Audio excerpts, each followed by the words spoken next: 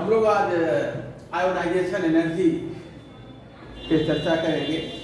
Ionisation energy को define करेंगे और उसका पीरियडिक ट्रेंड देखेंगे। पीरियडिक टेबल में आयोनाइजेशन एनर्जी का वेरिएशन किस प्रकार से होता है, किस प्रकार से आयोनाइजेशन एनर्जी चेंज होती है पीरियडिक टेबल में, यदि हम लेफ्ट टू राइट चलें या टॉप टू बॉटम चलें ग्रुप में, तो देखते हैं आयोनाइजेशन एनर्जी, इसका वेरिएशन इन अ टेबल। किसी भी पहले आयोनाइजेशन एनर्जी क्या है?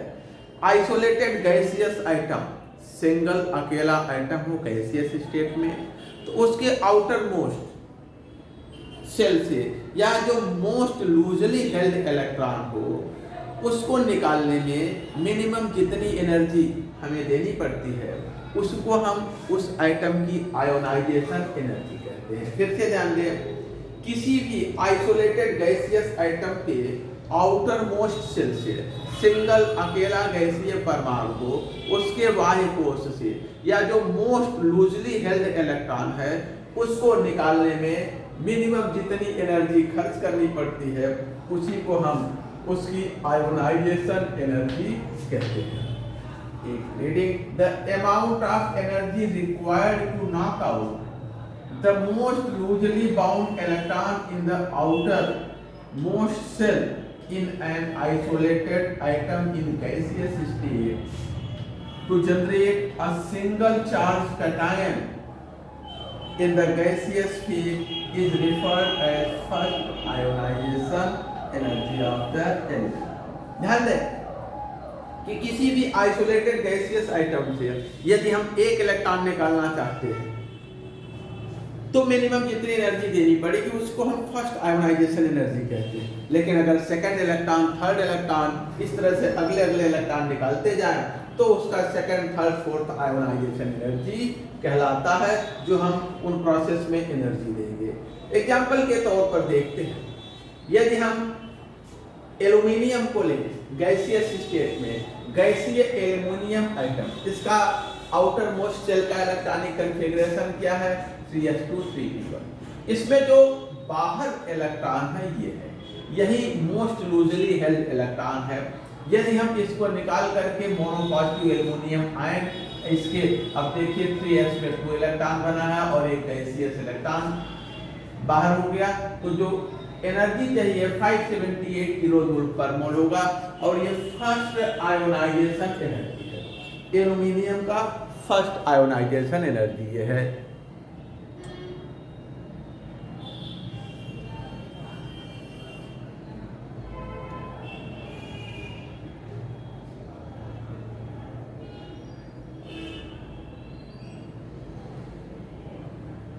अच्छा, एनर्जी हम कैसे निकालेंगे? लेकिन अभी देखिए, यहां पर जो है हम एक पीरियड से किसी पीरियड में लेफ्ट टू राइट चलते हैं या ग्रुप में टॉप टू बॉटम चलते हैं, तो आयोनाइजेशन एनर्जी का क्या वेरिएशन, इस पे आगे चर्चा करते हैं। लेकिन अभी पहले आयोनाइजेशन एनर्जी की डेफिनेशन को हम देखते हैं, डिफाइन करते हैं। उसके बाद aluminium ion, single positive gaseous aluminium ion, जिसका इलेक्ट्रॉनिक कॉन्फ़िगरेशन 3s2 है, यहां से एक इलेक्ट्रॉन निकाल दें तो डाई पॉजिटिव एल्युमिनियम आयन हो गया, और ये इसकी second ionisation energy 1818 kilo joule per mole है। उसके बाद तीसरा इलेक्ट्रॉन और निकालते हैं, ट्राई पॉजिटिव गैसीय एल्युमिनियम आयन बनाते हैं, तो ionisation energy 2745 kilo joule per mole है। और चौथा इलेक्ट्रॉन देखिए, अभी देखिए थर्ड शेल से इलेक्ट्रॉन निकला है, थर्ड शेल से, थर्ड शेल से, चौथा इलेक्ट्रॉन सेकंड शेल के फुलफिल्ड पी सब शेल से निकला है। इनर शेल है, अंदर का शेल है, अर्थात न्यूक्लियस की इन इलेक्ट्रॉनों पर तकड़ी होल्ड है, स्ट्रांग होल्ड है, इनको निकालना डिफिकल्ट है। दूसरा, ये जो है फुलफिल्ड है, पी सब शेल फुलफिल्ड है, मोर स्टेबल है, अर्थात आयोनाइजेशन एनर्जी अधिक होगी। तो जो फोर्थ आयोनाइजेशन एनर्जी है एल्युमिनियम का, देखिए 11590 किलो जूल, बहुत ज्यादा है। तो अगर हम एल्युमिनियम का फोर्थ आयोनाइजेशन एनर्जी देखें, सबसे ज्यादा है, थर्ड उससे कम, सेकंड उससे कम, और फोर्थ सबसे कम। तो किसी भी एलिमेंट में जो सक्सेसिव आयोनाइजेशन एनर्जी होती है, क्रमागत आयनन ऊर्जा सबसे कम पहला होता है, उससे ज्यादा दूसरा होता है, उससे ज्यादा तीसरा होता है। लेकिन उस समय आयोनाइजेशन एनर्जी का अंतर बहुत ज्यादा हो जाता है जब इनर सेल से इलेक्ट्रॉन निकलता है। यहाँ देखिए तीसरे सेल से ये तीनों इलेक्ट्रॉन निकले हैं, लेकिन जब दूसरे सेल से इनर सेल से इलेक्ट्रॉन निकल रहा है तो आयोनाइजेशन एनर्जी में बहुत ज्यादा बढ़त हो गई, 11,590 हो गया। एब्रप्ट एकाएक सडन चेंज है आयोनाइजेशन एनर्जी में। नेक्स्ट देखते हैं, आयोनाइजेशन एनर्जी को जनरली हम एक्सप्रेस करते हैं इलेक्ट्रॉन वोल्ट पर एटम में या किलो जूल पर मोल में। Ionisation energy are expressed in electron volt per atom. Ionisation energy को हम इलेक्ट्रॉन वोल्ट पर एटम या फिर किलो जूल पर मोल में व्यक्त करते हैं। और एक electron volt per atom 96.48 kilo joule per मोल होता है या 23 किलो कैलोरी पर मोल होता है। ये आयोनाइजेशन एनर्जी की यूनिट, ठीक है। एक तो हम इसको इलेक्ट्रॉन वोल्ट में या फिर किलो जूल पर मोल में, एक इलेक्ट्रॉन वोल्ट इतना किलो जूल पर मोल होता है या इतना किलो कैलोरी पर मोल होता है। नेक्स्ट देखते हैं ionisation energy and ionisation enthalpy. हाँ, इसको देखा जाए।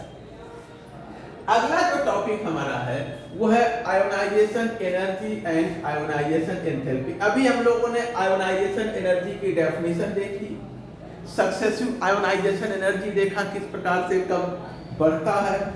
अब देखते हैं आयोनाइजेशन एनर्जी और आयोनाइजेशन एंथैल्पी दोनों क्या सेम है, सेम नहीं है तो इनमें क्या रिलेशन है, कब ये दोनों सेम होते हैं।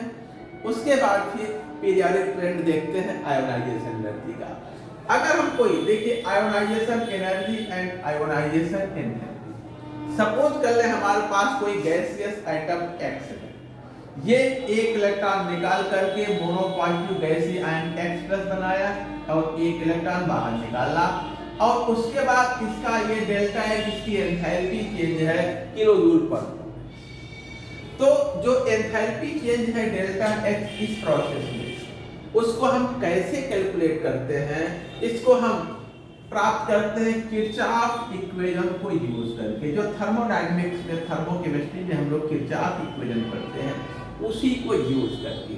सपोज कर लें कि T1 टेम्परेचर पर किसी इलेक्ट्रॉन को निकालने पर आयोनाइजेशन एंथैल्पी डेल्टा H1 है और T2 टेम्परेचर पर आयोनाइजेशन एंथैल्पी डेल्टा H2 है।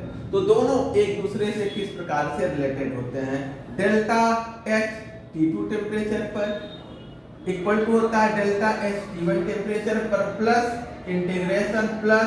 इंटीग्रल डेल्टा Cp dt का T1 और T2 लिमिट के बीच। ये किरचॉफ इक्वेशन है। यहाँ पर डेल्टा Cp ये हीट कैपेसिटी है। हीट कैपेसिटी इस आयोनाइजेशन के प्रोसेस में चेंज इन हीट कैपेसिटी है। इसको हम कैसे निकालते हैं, प्रोडक्ट की हीट कैपेसिटी के योग से रिएक्टेंट की हीट कैपेसिटी, प्रोडक्ट की हीट कैपेसिटी से का योग कर ले, इसमें से रिएक्टेंट की हीट कैपेसिटी को सब्ट्रैक्ट कर दें, घटा दें, तो हमें change in heat capacity at constant pressure मिल जाता है। तो प्रोडक्ट हमारे पास ये है, हीट कैपेसिटी X प्लस का प्लस हीट कैपेसिटी इलेक्ट्रॉन का, दोनों को जोड़ करके और इसकी हीट कैपेसिटी को सब्ट्रैक्ट करते हैं। इसकी और इसकी हीट कैपेसिटी को जोड़ लिया और इसकी हीट कैपेसिटी को सब्ट्रैक्ट कर दिया, तो हमें इस प्रोसेस का हीट कैपेसिटी डेल्टा Cp मिल गया। Cp मिल गया। अब देखिए आगे जो है,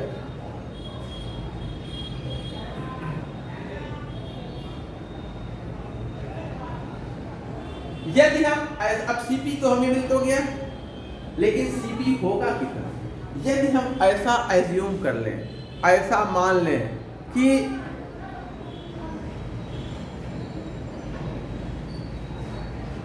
यदि हम ऐसा एज्यूम कर लें, ऐसा मान लें कि इसमें ये जो गैसेस हैं X प्लस और electron, gaseous item, gaseous ion और इलेक्ट्रॉन, ये आइडियल गैस जैसा, मोनो एटॉमिक आइडियल गैस जैसा बिहेव कर रहे हो, तो मोनो एटॉमिक आइडियल गैस की जो हीट कैपेसिटी होती है Cp ये किसके बराबर होती है 5/2 r, यहाँ मिस्टेक है, मिस्टेक है r के।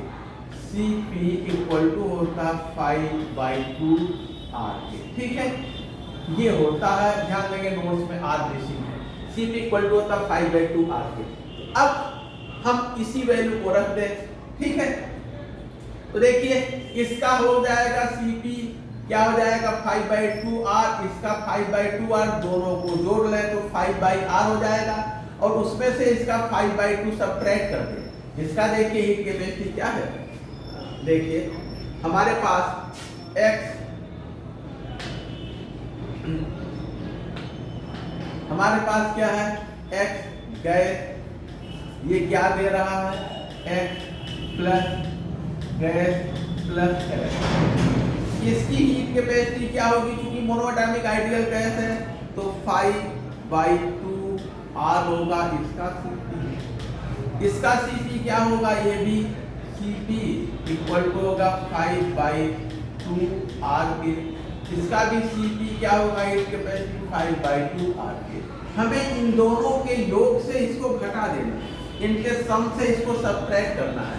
इन दोनों का सम करेंगे तो हमें डेल्टा Cp इक्वल टू हो जाएगा इसका 5/2 r प्लस इसका 5/2 r, और फिर माइनस करेंगे इसको, ये हो जाएगा -5/2 r के।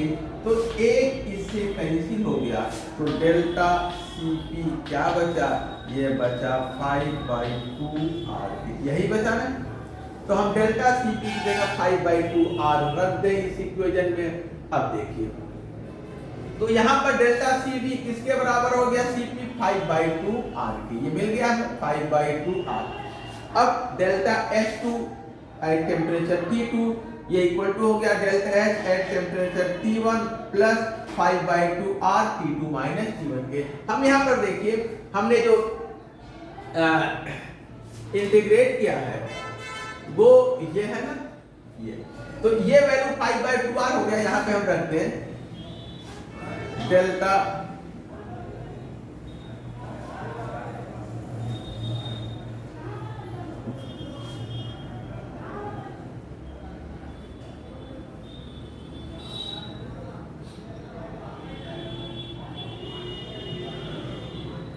देखिए ये है, यहां पर जो है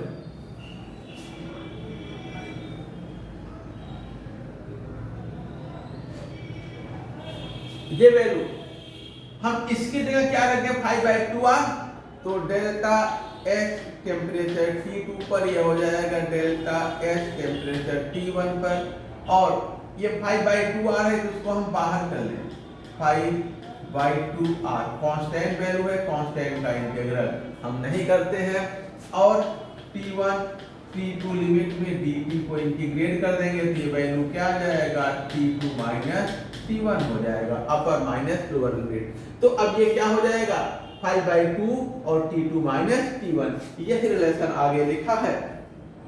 जब आप Cp की जगह क्या रख देंगे, Cp की जगह 5/2 r रखेंगे, r यहाँ मिसिंग है, और सॉल्व करेंगे तो आपको डेल्टा H T2 टेम्परेचर पर एंथैल्पी चेंज, T1 की enthalpy change plus 5/2 r T2 minus T1 के, ठीक है।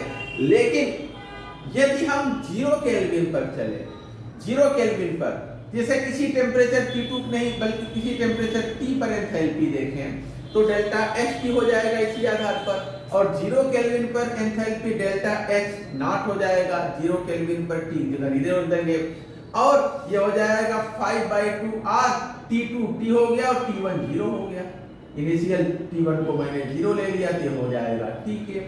और अगर हम देखें तो यही रिलेशन किसके बराबर होता है, आयोनाइजेशन एनर्जी प्लस 5/2 RT के बराबर होता है। जो एंथैल्पी चेंज है किसी टेम्परेचर T पर, ये आयोनाइजेशन एनर्जी प्लस 5/2 RT के बराबर होता है। अगर हम दोनों साइड को कंपेयर करें तो आयोनाइजेशन एनर्जी जो है वो एंथैल्पी चेंज के बराबर है, कब, एब्सोल्यूट 0 पर। एब्सोल्यूट 0 टेम्परेचर पर जो आयोनाइजेशन एनर्जी है वो एंथैल्पी चेंज के ही बराबर है। और इस प्रकार से हम कह सकते हैं कि एब्सोल्यूट जीरो टेम्परेचर पर जो आयोनाइजेशन एनर्जी होती है वही जो है, जो एंथैल्पी चेंज है वही आयोनाइजेशन एनर्जी के बराबर होती है। तो देखिए आगे,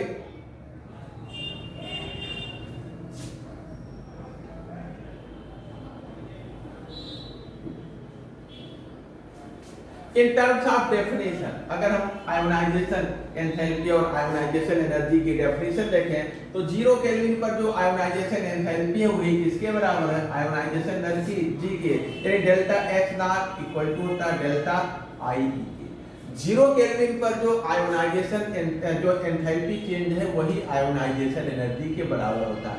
लेकिन अगर जीरो केल्विन टेम्परेचर नहीं है तब इनमें और इनमें क्या रिलेशन होगा, ठीक है, इनमें और इनमें क्या रिलेशन होगा।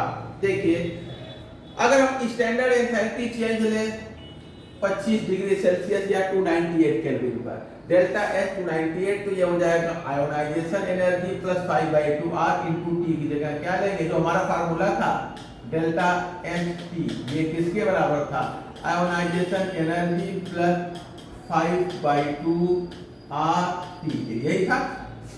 तो हम इसकी जगह 298 लेंगे तो इसकी जगह 298 लेंगे, तो 298 केल्विन पर जो एंथैल्पी चेंज है वो ionisation energy into 5/2 R into 298, इसको आप मल्टीप्लाई करेंगे तो आ जाता है 6.2 किलो जूल पर मोल। और अगर हम फर्स्ट आयोनाइजेशन एनर्जी की बात करें डेल्टा एच 298 केल्विन पर, तो आई फर्स्ट और प्लस 6.2 किलो जूल पर मोल, ठीक है। अगर हम सेकेंड आयोनाइजेशन एनर्जी की बात करें, एक इलेक्ट्रॉन और निकाल दें तो जो एंथैल्पी चेंज होगा वो कितना होगा, देखिए अब x डबल प्लस बनाना हो, एक इलेक्ट्रॉन निकाला, पहले हमने x से एक इलेक्ट्रॉन निकाला फिर दूसरा इलेक्ट्रॉन निकाल दिया, डबल प्लस बनाना हो तो क्या होगा, फर्स्ट आयोनाइजेशन एनर्जी, अब हमें एंथैल्पी चेंज निकालना है तो first ionisation energy plus 5/2 R into 298 plus second ionisation energy plus 5/2 R, यहाँ पे भी मिसिंग है 5/2 आर इंटू 298। अब I1 प्लस I2 एक तरफ ले लिए और 5/2 आर को ऐड करेंगे तो 5R इंटू 298 हो गया। इसको सॉल्व करेंगे तो I1 plus I2 plus 12.4 kilo joule per मोल हो गया, सॉल्व करेंगे तो, ठीक है, ये हो गया। तो अगर हम फर्स्ट सेकंड दो सक्सेसिव दो इलेक्ट्रॉन निकालते हैं एक के बाद एक, तो जो टोटल एंथैल्पी चेंज है फर्स्ट इलेक्ट्रॉन की आयोनाइजेशन एनर्जी और सेकंड इलेक्ट्रॉन की आयोनाइजेशन एनर्जी दोनों को जोड़ लेंगे तो हमें टोटल एंथैल्पी चेंज मिल जाएगा। आगे देखिए, जो वैल्यू है 5/2 r इंटू 298, ये कितना, इसको सॉल्व करें तो 6.2 किलो जूल पर मोल आता है।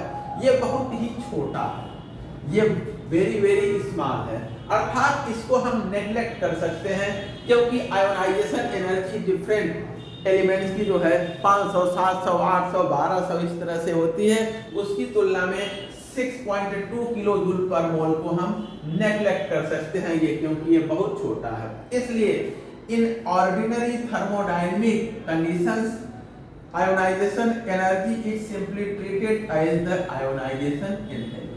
जब हम ऑर्डिनरी सामान्य बहुत स्पेशल कैलकुलेशन न करें, सामान्य थर्मोडायनेमिक ट्रीटमेंट में हम एंथैल्पी चेंज ही आयोनाइजेशन एनर्जी ले लेते हैं। वैसे क्या रिलेशन है, वैसे इनमें ये रिलेशन है, ठीक है ना। आयोनाइजेशन एनर्जी हम कहें एंथैल्पी चेंज ये किसके बराबर है, ionisation energy plus 5/2 R T, ये रिलेशन है आयोनाइजेशन एनर्जी और आयोनाइजेशन एंथैल्पी। लेकिन चूंकि ये वैल्यू नेग्लिजिबल होता है तो ये इसी के बराबर हो गया, दोनों एक दूसरे के बराबर होते हैं। इसी प्रकार से लैटिस एनर्जी, लैटिस एंथैल्पी है, इलेक्ट्रॉन गेन एनर्जी और इलेक्ट्रॉन गेन एंथैल्पी है, और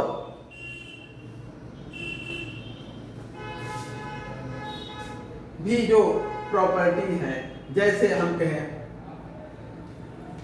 इलेक्ट्रॉन एफिनिटी वैल्यू है और इलेक्ट्रॉन गेन एंथैल्पी है।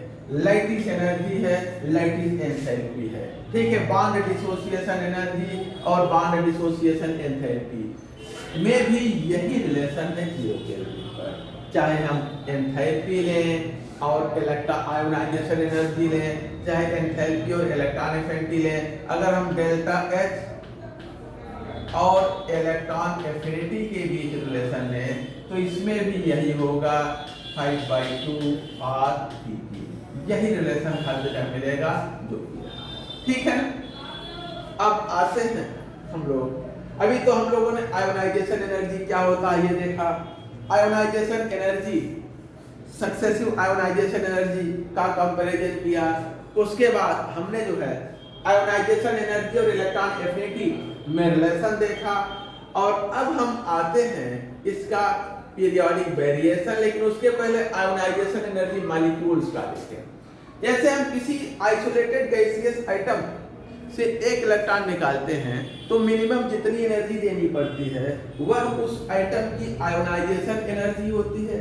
ठीक उसी प्रकार से हम किसी आइसोलेटेड गैसियस मॉलिक्यूल से जब एक इलेक्ट्रॉन निकालते हैं तो जो एनर्जी हमें देनी पड़ती है वह उस मॉलिक्यूल की आयोनाइजेशन एनर्जी होती है। देखिए जैसे नाइट्रोजन का मैंने एक इलेक्ट्रॉन निकाल के N2+ बनाया गैसियस स्टेट में और एक इलेक्ट्रॉन, तो इसकी ionisation energy 1503 kilo joule per mole है।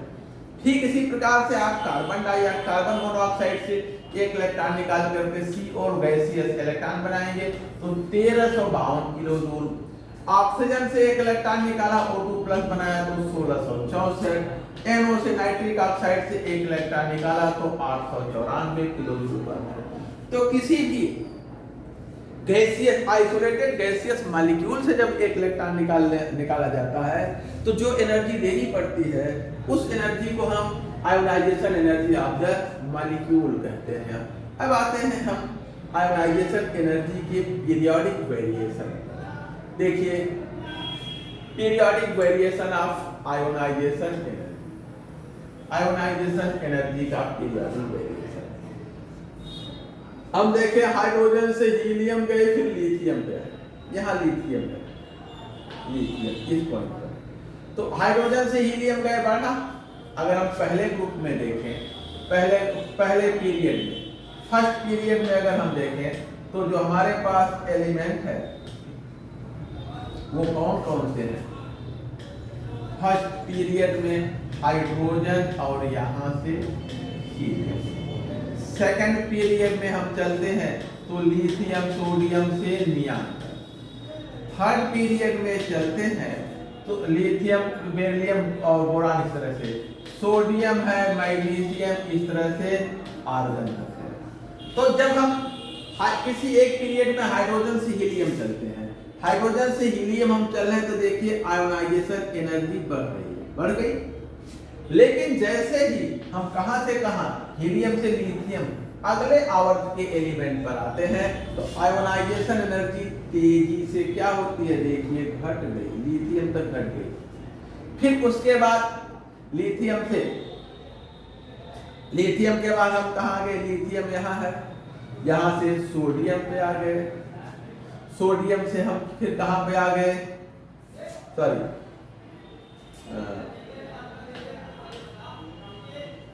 लिथियम है, लिथियम के बाद सोडियम है, सोडियम के पास बाद रुबिडियम है और उसके बाद रुबिडियम है, फिर सीजियम फ्रांसियम इस तरह से है।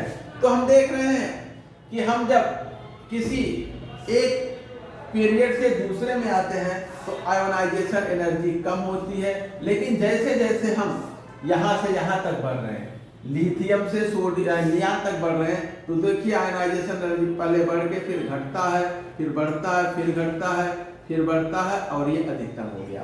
अब यहाँ से हम जैसे यहाँ आएंगे सोडियम पर तो आयोनाइजेशन एनर्जी फिर धड़ाम होती है। उसके बाद मैग्नीशियम पे बढ़ रही है, एल्युमिनियम पे घट गई, आगे फिर बढ़ गई, फिर इधर घट गई, फिर बढ़ गई। अब फिर अगला एलिमेंट पोटेशियम आएगा सोडियम के बाद तो देखिए फिर धड़ाम हो गई। फिर उसके बाद सोडियम के बाद कैल्शियम है, स्कैंडियम, फिर ट्रांजिशन एलिमेंट आ रहा है ना, तो ट्रांजिशन एलिमेंट आता है तो ये बढ़ता हुआ ट्रेंड दिखता है जिंक तक, फिर घट जाता है। तो इस प्रकार का ट्रेंड हमें मिलता है। फिर यहाँ से गैलियम से क्रिप्टॉन तक बढ़ता जाता है, बीच बीच में जो ब्रेक है, अपवाद है, फिर रुबिडियम आएंगे, फिर उसके बाद अगला डी ब्लॉक एलिमेंट है पैलेडियम तक बढ़ता है, फिर इस तरह से इधर लैंथेनाइट मिलते हैं, हमें एक्टिनाइट मिलते हैं। तो ये रहा ट्रेंड। जब हम एक पीरियड से दूसरे पीरियड में आते हैं तो आयोनाइजेशन एनर्जी घटती है, लेकिन जब हम उसी पीरियड में चलते हैं तो बीच के कुछ अपवाद जहाँ फुलफिल हाफ फिल सबसेल मिलते हैं, वहाँ के एक्सेप्शन के साथ ये बढ़ रहा है, फिर धड़ाम हो गया, फिर फुलफिल हाफ फिल फुलफिल वाले में एक जगह वेरिएशन होता है, बढ़ता है, फिर धड़ाम हो जाता है। इस प्रकार का ट्रेंड मिलता है। और अगर हम इस ग्राफ को समराइज करके देखें तो देखिए, जो इनर गैसें हैं ग्राफ के इसको ऑक्युपाई करते हैं मैक्सिमा। देखिए इनर गैसें यहाँ पर जो है हीलियम है, helium, neon, argon, krypton, xenon, इस तरह से ग्राफ के मैक्सिमा को इनर गैसें ऑक्युपाई करते हैं। वैसे यद्यपि उनकी इनकी आयोनाइजेशन एनर्जी घट रही है, धीरे धीरे घट रही है, लेकिन ये मैक्सिमा को ऑक्युपाई करते हैं। तो जो इनर गैसें हैं वो किसको ऑक्युपाई करते हैं? Inner gases occupy the peak position. जो पीक है ग्राफ का उस पे है। जो एल्कली मेटल्स हैं वो बॉटम पोजीशन को ऑक्युपाई करते हैं, क्योंकि इनका आयोनाइजेशन एनर्जी किसी भी पीरियड में सबसे हाई होता है, हाई आयोनाइजेशन एनर्जी है। और इनका जो आयोनाइजेशन एनर्जी होता है एल्कली मेटल्स का किसी भी पीरियड में लो आयोनाइजेशन एनर्जी होता है। तो इसका इसलिए एल्कली मेटल्स पीक पे होते हैं, इनर गैसेस पीक पे होती हैं और एल्कली मेटल्स जो है मिनिमा पर बॉटम पोजीशन पर होते हैं। ठीक है।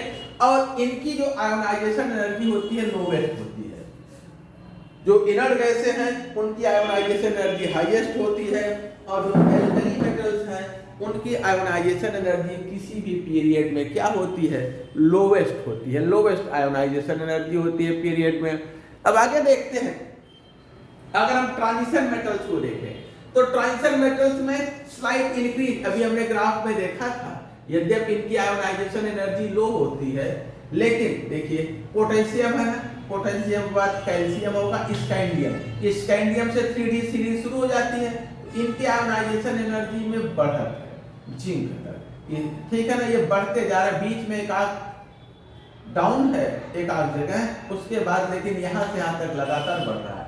इसी तरह से रुबिडियम से देखिए तो बढ़ता जा रहा है, बीच में एक आग ब्रेक है, पैलेडियम में बढ़ता जा रहा है। तो जो ट्रांजिशन एलिमेंट्स हैं 3D 4D सीरीज के जो एलिमेंट्स हैं उनमें आयोनाइजेशन एनर्जी में इंक्रीजिंग ट्रेंड मिलता है। और अगला पॉइंट वही है, in transition series there is slight increasing trend, थोड़ा सा बढ़ता है ionisation energy, but at the end zinc cadmium mercury there is sharp high. अगर हम जिंक कैडमियम मरकरी में देखें, वैसे तो धीरे धीरे बढ़ते हैं, लेकिन जिंक कैडमियम मरकरी पर आए तो तेजी से बढ़ जाता है। कारण क्या है? इनके आउटर सेल में NS में 2 इलेक्ट्रॉन, इनका आउटर फुलफिल्ड सबसेल होता है। जब आउटर सबसेल फुलफिल्ड है तो आयोनाइजेशन एनर्जी बढ़ जाएगा। देख लीजिए इनमें जो है, देखिए जिंक ऐसे तो ये बढ़ रहा है धीरे धीरे, एक घटा फिर बढ़ रहा है धीरे धीरे, जिंक पे एकाएक बढ़ा, इसी तरह से कैडमियम पे हाई एक बढ़ा। तो जहां पर जो है मरकरी पे देखिए हाई एक बढ़त मिली यहाँ पर। तो ट्रांजिशन एलिमेंट्स सीरीज में जो एंड पर एलिमेंट है जिंक कैडमियम मरकरी है, उनके आयोनाइजेशन एनर्जी में हाइक मिलता है, शार्प हाइक, तीव्र वृद्धि मिलती है। कारण क्या है? क्योंकि इनके आउटर मोस्ट सेल का जो S सबसेल है वो फुलफिल होता है। ठीक है। लैंथेनाइड सीरीज में देखें तो यहाँ पर स्लाइट इंक्रीजिंग ट्रेंड नोट किया गया है। ठीक है। हाँ, एक हाई गैडोलिनियम पर हमें मिलता है, क्योंकि इसका जो है हाफ फील्ड सबसेल होता है, अंदर का F सबसेल हाफ फील्ड होता है और बाहर का S सबसेल फुल फील्ड होता है। ठीक है। उसके बाद अब देखिए जो विभिन्न फैक्टर्स हैं, जो मुख्य इंपॉर्टेंट फैक्टर हैं जो आयोनाइजेशन एनर्जी को प्रभावित करते हैं, वो इफेक्टिव न्यूक्लियर चार्ज है, इफेक्टिव न्यूक्लियर चार्ज जैसे जैसे बढ़ता है आयोनाइजेशन एनर्जी बढ़ती है। Radius of principal quantum number का रेडियस जैसे जैसे बढ़ता है आयोनाइजेशन एनर्जी वैसे वैसे घटती है। और अगले जो फैक्टर्स हैं उनको देखिए। हाँ, अगला है screening power of inner electron. Inner electron का स्क्रीनिंग शक्ति, स्क्रीनिंग पावर जितना अधिक होगा, न्यूक्लियस का आउटर सेल के इलेक्ट्रॉन पर फोर्स ऑफ अट्रैक्शन उतना कम होगा, आयोनाइजेशन एनर्जी भी उतनी ही कम होगी।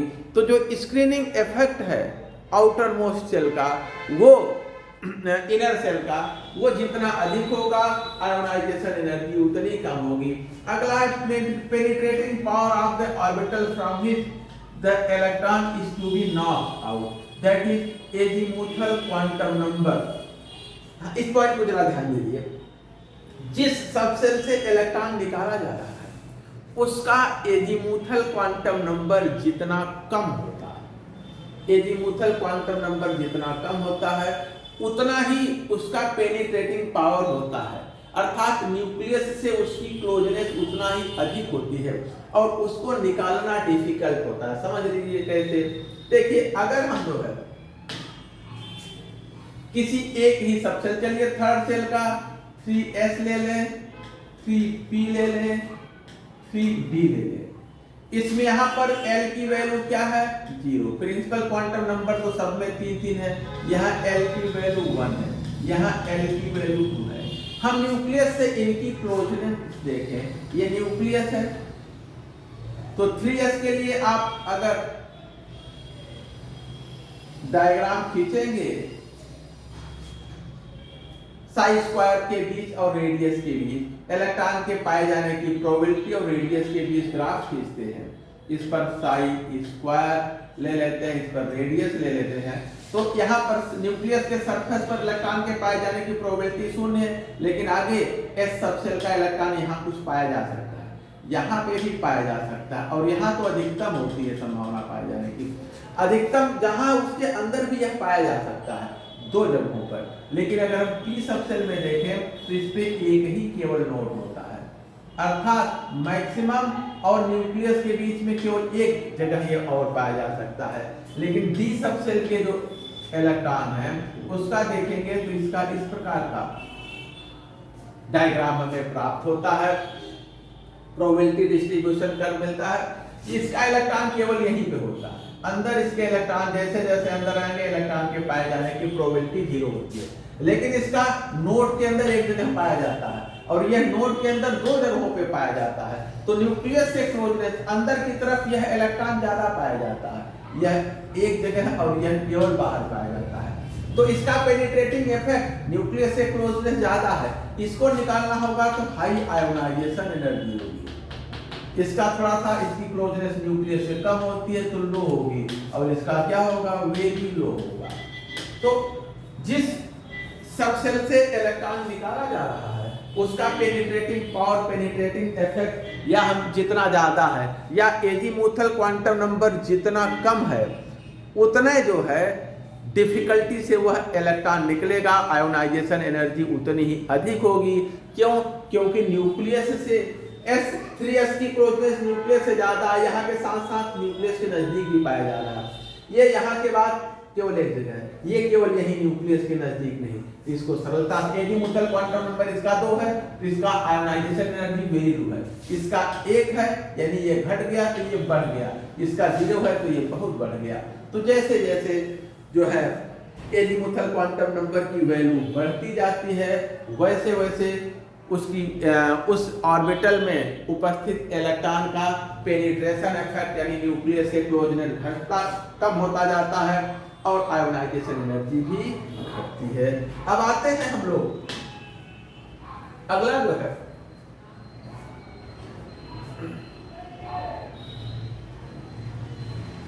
अगला देखिए हाफ फिल्ड और full filled character of the orbital involve and role of exchange energy. इसमें देखिए अभी हम देख रहे थे जब हम एक पीरियड में चल रहे थे तो जैसे जैसे अभी हमने ग्राफ देखा था जैसे जैसे हम, जैसे हाइड्रोजन का हाइड्रोजन यहाँ था, हाइड्रोजन हीलियम के आयोनाइजेशन एनर्जी बढ़ गई थी, लेकिन लिथियम की फिर घट गई, लेकिन फिर बेरिलियम पे चले तो फिर बढ़ गई, फिर बोरान पे चले तो घट गई, फिर उसके बाद फिर कार्बन, नाइट्रोजन, फिर ऑक्सीजन पे आए तो थोड़ी सी घट गई, उसके बाद फ्लोरीन और उसके बाद क्या था, नियॉन था। इसकी सबसे ज्यादा, इसकी सबसे ज्यादा। तो हम देख रहे थे कि हमें ब्रेक कहाँ मिला था।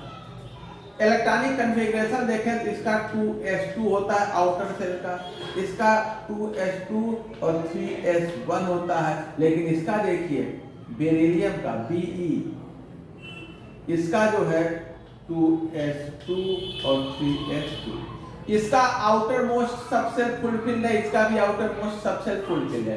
तो इनकी आयोनाइजेशन एनर्जी देखिए, यहाँ लिथियम से इसकी ज्यादा हो गई और बेरिलियम से भी इसकी ज्यादा है। लिथियम बेरिलियम दोनों से ज्यादा है, क्योंकि इसमें electron fulfilled more stable subshell से निकल रहा है।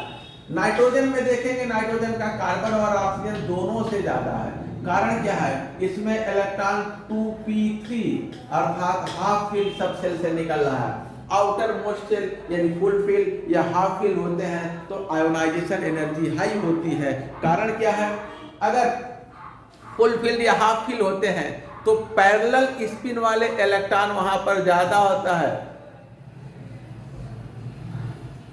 हाँ देखिए, एक क्वेश्चन है कि 3p में एक नोड होता है। हाँ देखिए 3s में अगर हम 3s की बात करें तो एक पीक, फिर नोड, फिर अगला पीक, फिर नोड, फिर अगला पीक, फिर ये नोड कहीं इंफिनिटी पर बनेगा।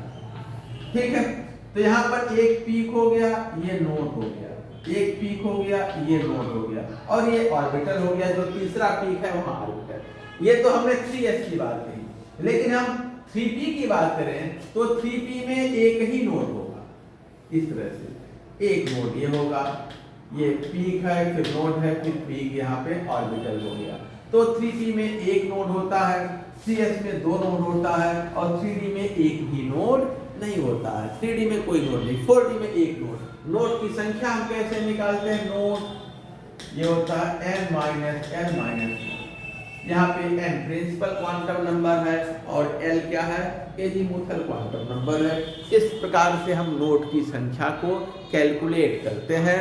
और अब आते हैं, तो हमने हमारा जो अगला पॉइंट था वो देखिए यही था कि जब half field and full field character जहां पे आता है ऑर्बिटल का, वहां पर आयोनाइजेशन एनर्जी बढ़ जा रही है, या पैरेलल स्पिन के साथ इलेक्ट्रॉन जहां पे ज्यादा हो जाते हैं वहां पर एक्सचेंज एनर्जी बढ़ जाती है, जिसकी वजह से आयोनाइजेशन एनर्जी बढ़ जाती है। पैरेलल स्पिन वाले इलेक्ट्रॉन जहां अधिकतम होते हैं वहां पर एक्सचेंज एनर्जी, पैरेलल स्पिन वाले इलेक्ट्रॉन का एक्सचेंज मैक्सिमम होता है, एक्सचेंज एनर्जी मैक्सिमम होती है और आयोनाइजेशन एनर्जी बढ़ जाती है। जैसे जैसे हम किसी भी ग्रुप में ऊपर से नीचे आ जाते हैं, मेन ग्रुप में एस ब्लॉक और पी ब्लॉक के एलिमेंट्स में जब हम ऊपर से नीचे आते हैं तो रेडियस उसका प्रिंसिपल क्वांटम नंबर के स्क्वायर के डायरेक्टली प्रोपोर्शनल और इफेक्टिव न्यूक्लियर चार्ज के इनवर्सली प्रोपोर्शनल होता है। तो रेडियस जितना बड़ा होगा आयोनाइजेशन एनर्जी उतना कम होती है। तो आयोनाइजेशन एनर्जी ये प्रोपोर्शनल होता है 1/r के। तो रेडियस जैसे जैसे बड़ा होता जाता है आयोनाइजेशन एनर्जी कम होता जाता है, यानी कि आयोनाइजेशन एनर्जी ये किसके प्रोपोर्शनल है, 1/r के, और ये प्रोपोर्शनल होगा Z effective minus n square के। इफेक्टिव न्यूक्लियर चार्ज जैसे बढ़ेगा आयोनाइजेशन एनर्जी बढ़ेगी, principal quantum number outer shell का जैसे बढ़ेगा आयोनाइजेशन एनर्जी घटेगी। तो जब हम ग्रुप में ऊपर से नीचे जाते हैं तो azimuthal quantum number principal quantum number outermost shell का बढ़ता जाता है, जिसकी वजह से आयोनाइजेशन एनर्जी कम होती जाती है।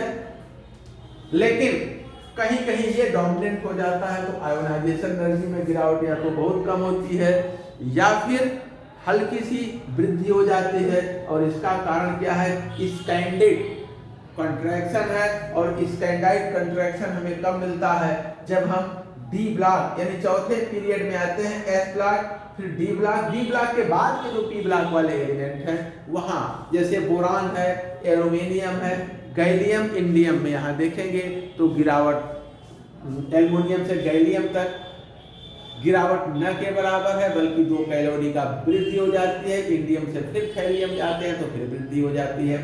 तो जब हम नीचे आते हैं तो हमें जो है 2 जगहों पे वृद्धि देखने को मिलती है। उसका कारण क्या है? Scandide contraction. समझ लीजिए स्कैंडिड कंट्रैक्शन क्या है। जैसे अगर हम पोटेशियम, कैल्शियम, ये तो एस ब्लॉक हो गए। अब यहाँ पर स्कैंडियम, टाइटेनियम से हम जिंक तक आते हैं। एटॉमिक नंबर 30 है, एटॉमिक नंबर 21 है। ये क्या है? डी ब्लॉक, डी ब्लॉक हो गए।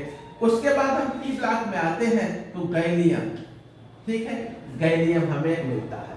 यहाँ पे बोरान है, एल्यूमिनियम, फिर गैलियम। यहाँ पर देखें कार्बन है, सिलिकॉन है, जर्मेनियम है। इसका 21 है, 31, इसका 32 है। अब आप देखिए यहां से यहां तक जब हम जाते हैं तो 3d सबसेल में 1 से 10 इलेक्ट्रॉन भरते हैं। इनकी पुअर शील्डिंग के कारण इफेक्टिव न्यूक्लियर चार्ज तेजी से बढ़ता है और जब हम यहां से यहां आते हैं तो साइज इसकी बहुत छोटी हो जाती है और इसी को हम स्कैंडाइड कंट्रैक्शन कहते हैं।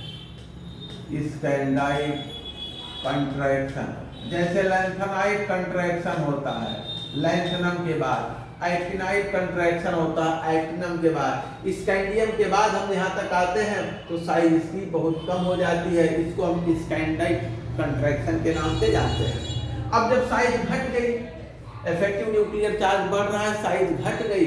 जब साइज घट गई तो यहाँ से यहाँ तक आएंगे तो आयोनाइजेशन एनर्जी में यहाँ से आए तो इससे इसका बहुत कम है लेकिन इससे लगभग इसका बराबर है हो जाता है। कारण क्या है? स्कैंडाइड कंट्रैक्शन। तो देखते हैं नेक्स्ट जो है। अब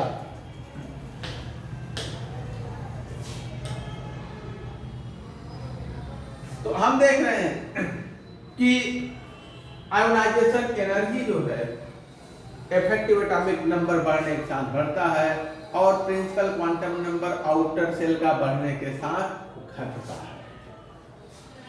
कुछ जहां पे स्कैंडाइड कंट्रैक्शन है वहां पे एबनॉर्मलिटी मिलती है, ये ट्रेंड डिस्टर्ब हो जाता है। अब देखिए वही चीज यहाँ पर एक्सप्लेन किया गया है।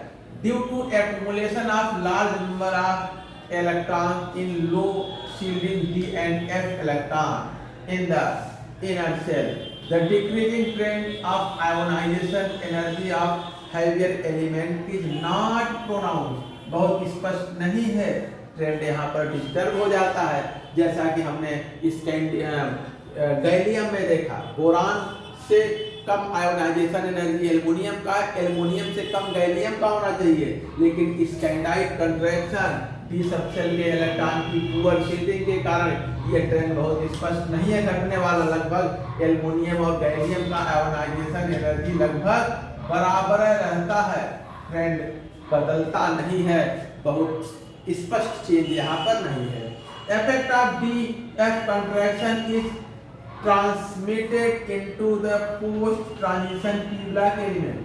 जो डी और एफ कंट्रैक्शन है, स्कैंडाइड तथा लैंथेनाइड और एक्टिनाइड कंट्रैक्शन है, वो जो पोस्ट ट्रांजिशन एलिमेंट्स यानी जो पी ब्लॉक एलिमेंट्स हैं उनमें गैलियम में, इंडियम में, थैलियम में, इन सब में ट्रांसफर होता हो जाता है, जिसकी जो डिस्टर्ब करता है the normal trend of ionisation energy in a group.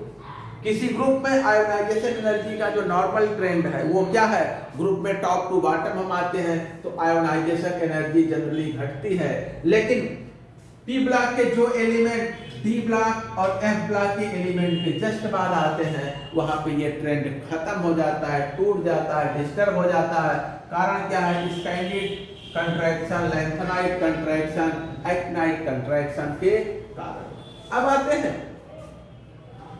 अगर ये तो हमने ग्रुप में देखा, लेकिन किसी हम आवर्त में देखें, पीरियड में आयोनाइजेशन एनर्जी इंक्रीज करती है। Along a period ionisation energy increases because Z star यानी इफेक्टिव न्यूक्लियर चार्ज बढ़ता है और आर घटता है। आयोनाइजेशन एनर्जी हमने देखा, आयोनाइजेशन एनर्जी किसके प्रोपोर्शनल था, जेड स्टार के डायरेक्टली प्रोपोर्शनल, एन स्क्वायर के इनवर्सली प्रोपोर्शनल। जब हम किसी पीरियड में लेफ्ट टू राइट चलते हैं तो ये क्या होता है, बड़ा होता जाता है, जिससे आयोनाइजेशन एनर्जी बढ़ती जाती है।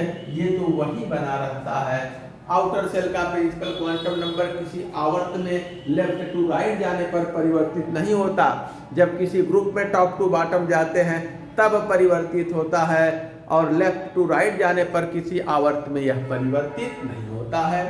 इसलिए हम जब किसी पीरियड में लेफ्ट टू राइट जाते हैं तो आयोनाइजेशन एनर्जी बढ़ती है। हाँ, ट्रेंड कहाँ पे डिस्टर्ब होता है, जब हाफ फुल फिल और half fill outermost subshell आ जाता है, वहां पर ये जो ट्रेंड है वो थोड़ा सा डिस्टर्ब हो जाता है। जहां फुल फिल या half fill outermost subshell आते हैं वहां आयोनाइजेशन एनर्जी में हाइट मिलता है, आयोनाइजेशन एनर्जी बढ़ जाती है, ये ट्रेंड हमें मिलता है।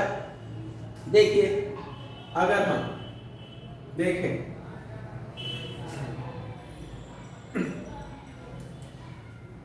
आयोनाइजेशन एनर्जी, अगर हम यहां पर देखें, एक कोई एटम है M, ट्रांजिशन मेटल्स हैं, इसका आउटर मोस्ट यानी कि आउटर S सबसेल में 2 इलेक्ट्रॉन है और अंदर के D सबसेल में N इलेक्ट्रॉन है, और इससे आप एक इलेक्ट्रॉन जब निकाल देते हैं, एक इलेक्ट्रॉन निकाल देते हैं, यहाँ एक ही बचता है, तो ये इलेक्ट्रॉन भाग के इसमें चला जाता है, ठीक है ना। क्यों? क्योंकि n-1 electron, n-1 d orbital stabilise होता है ज्यादा किसके कंपैरिजन में, ns के कंपैरिजन में, ठीक है। जो ये ns है और ये n-1 d है, तो ये देखा गया है कि कुछ ट्रांजिशन एलिमेंट्स में जो n-1 d है वो ज्यादा स्टेबलाइज होता है ns के कंपैरिजन में। इसलिए जब यहाँ से, अभी तो जब 2 इलेक्ट्रॉन है तो मोर स्टेबल है, जब एक इलेक्ट्रॉन यहाँ से निकल जाता है, एक ही बचता है, तो ये इलेक्ट्रॉन चलाता है यहाँ, क्योंकि ये मोर स्टेबल है। अब इलेक्ट्रॉनिक कंफ्यूजन ये हो जाता है, 3d में n+1, और जब ये भी इलेक्ट्रॉन निकल जाता है तो फिर 3d में 1 बचता है। और इस प्रकार का ट्रेंड जो है टाइटेनियम, वैनेडियम, मैंगनीज, कोबाल्ट और निकिल में मिलता है। इनमें जैसे अगर हम टाइटेनियम में देखें, टाइटेनियम का अगर हम इलेक्ट्रॉनिक कॉन्फ़िगरेशन देखें तो 3d में 2 होता है और 4s में 2 होता है, यही होता है। जैसे ही एक इलेक्ट्रॉन यहाँ का निकलता है, एक बचता है, तो ये इसी में भाग आता है, इसी में भाग आता है, यहाँ 3 हो जाते हैं, फिर यहाँ से इलेक्ट्रॉन अगला और अगला निकलता है। लेकिन कहाँ पर नहीं, जहाँ पर यहाँ पर n इलेक्ट्रॉन है और यहाँ पे केवल एक ही है, 2 नहीं है, तब इसको निकालेंगे तो यहाँ पर ये बचेगा, फिर अगला निकलेगा तो n-1 बचेगा। ये क्रोमियम और कॉपर में होता है। तो जिनके 4s में एक ही इलेक्ट्रॉन है, ये निकल गया, तो अब यहाँ कोई बचा ही नहीं यहाँ आने के लिए, तो 3d में उतना ही रहता है, इलेक्ट्रॉन बढ़ता नहीं है। तो ट्रांजिशन एलिमेंट्स में n-1 d ऑर्बिटल जो है वो ज्यादा स्टेबलाइज करता है, इसलिए बाहर से जैसे एक इलेक्ट्रॉन निकला तो एक बचता है, तो अंदर की तरफ आता है। ये रहा। अगला देखिए,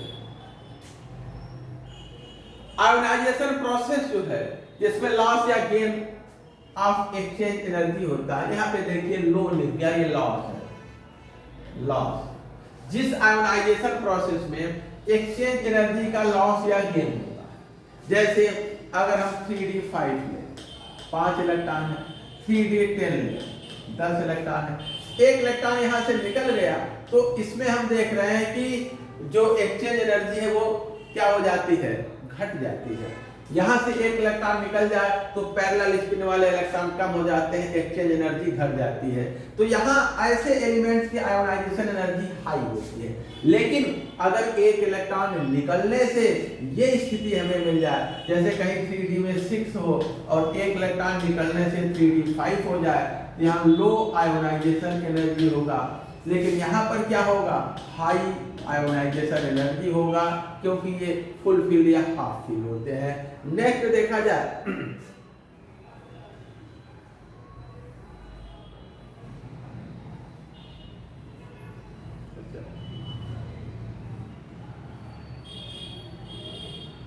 थोड़ा सा क्लियर पीडीएफ में नहीं है, लेकिन फिर भी चलिए हम लोग समझते हैं। जब हम डी ब्लॉक एलिमेंट में अगर हम देखें इलेक्ट्रॉन n-1 ऑर्बिटल से रिमूव होता है, देन जो सक्सेसिव आयोनाइजेशन एनर्जी होती है उसमें बहुत ज्यादा वेरिएशन नहीं होता। ठीक है, जब डी ब्लॉक एलिमेंट में बाहर से दूसरे यानी कि n-1 बी सबसेल से इलेक्ट्रॉन निकलता है तो 1 by 1 इसमें से कई इलेक्ट्रॉन निकलते हैं, तो जो सक्सेसिव आयोनाइजेशन एनर्जी है उसमें बहुत ज्यादा अंतर नहीं होता है। इसलिए यही कारण है कि जो डी ब्लॉक एलिमेंट है वो जो है वेरिएबल ऑक्सीडेशन स्टेट प्राप्त करते हैं। एक निकला अगला भी निकल गया अगला भी, तो 2 3 4 प्रकार के इनके ऑक्सीडेशन स्टेट मिलते हैं। और देखिए जब हम किसी एस ब्लॉक एलिमेंट पे टॉप टू बॉटम आ रहे हैं तो आयोनाइजेशन एनर्जी में गिरावट लगातार है और खूब है। पी ब्लॉक एलिमेंट में carbon silicon germanium tin lead में आ रहे हैं तो आयोनाइजेशन एनर्जी में खूब और लगातार गिरावट है। लेकिन जब हम किसी ट्रांजिशन एलिमेंट में टॉप टू बॉटम आते हैं किसी ग्रुप में तो आयोनाइजेशन एनर्जी में बहुत ज्यादा वेरिएशन हमें नहीं मिलता है। ये देखिए 658 है, 660 है, 655 है, बहुत वेरिएशन नहीं है। 650 है, 664 है और 660 है, बहुत ज्यादा वेरिएशन हमें नहीं मिलता है। तो ग्रुप में टॉप टू बॉटम आने पर हमें बहुत ज्यादा वेरिएशन एस और पी ब्लॉक के एलिमेंट में ही मिलता है। जो ट्रांजिशन मेटल्स हैं उनमें टॉप टू बॉटम आने पर वो ट्रेंड हमें नहीं मिलता है, जैसा कि एस और पी ब्लॉक में वहां वेरिएशन बहुत कम होता है। देखते हैं तो हम देख रहे हैं कि अगर जो है जो आयोनाइजेशन एनर्जी में फॉल है, अभी हमने देखा किसी ग्रुप में हम चलते हैं टॉप टू बॉटम, तो ये जो है जो रिप्रेजेंटेटिव एलिमेंट्स हैं एस और पी ब्लॉक के एलिमेंट हैं उसमें बहुत ही स्पष्ट हमें मिलता है कि आयोनाइजेशन एनर्जी ऊपर से नीचे जाने पर घट रहा है, लेकिन डी ब्लॉक में ऐसा नहीं मिलता है। देख लीजिए reading fall of ionisation energy in a group toward the bottom in representative element is well noticed. Representative element यानी कि जो एस और पी ब्लॉक के एलिमेंट्स हैं उनमें हम टॉप टू बॉटम आते हैं तो आयोनाइजेशन एनर्जी में स्पष्ट गिरावट है, but in D block element the decreasing trend is not so noticed. D block element में जो घटता हुआ ट्रेंड है इतना स्पष्ट नहीं है। Rather in heavier element sometimes the reverse trend appears. तो जब हम एस ब्लॉक एलिमेंट में या पी ब्लॉक एलिमेंट में जो रिप्रेजेंटेटिव एलिमेंट्स हैं उनमें टॉप टू बॉटम आते हैं तो आयोनाइजेशन एनर्जी घटती है और एक अच्छा ट्रेंड इसमें मिलता है। बट डी ब्लॉक में ऐसा नहीं होता, घटती नहीं, थोड़ी बहुत घटती है, कहीं कहीं तो उल्टा यानी कि बढ़ जाती है, जैसा कि हम लोगों ने डाटा ऊपर देखा है। ठीक है, ऐसा क्यों है? क्योंकि दोनों डी और एफ कंट्रैक्शन, डी और एफ ऑर्बिटल्स का कंट्रैक्शन होता है, संकुचन होता है, लैंथेनाइड और यानी यहाँ स्कैंडाइड संकुचन है, स्कैंडाइड कंट्रैक्शन, यहाँ लैंथेनाइड और एक्टिनाइड कंट्रैक्शन है, which produce high effective nuclear charge in the heavier element, जिससे effective nuclear charge बहुत अधिक बढ़ जाता है। ठीक है, और heavier elements में और आयोनाइजेशन एनर्जी जो है बढ़ जाती है। अब हम लोग यहाँ से जो हाई इफेक्टिव न्यूक्लियर चार्ज हम देखें ये किनमें ज्यादा होता है, किसमें कम होता है, और बाकी इसके आगे का कल की क्लास में डिस्कस करते हैं। यहाँ से कल देखते हैं, आज की क्लास यहीं पर रोकते हैं और क्योंकि अभी है पॉइंट ज़्यादा है, आज यहीं पे रोकते हैं और यहाँ से कल हम लोग डिस्कस करते हैं। चलिए इसी पे करते हैं।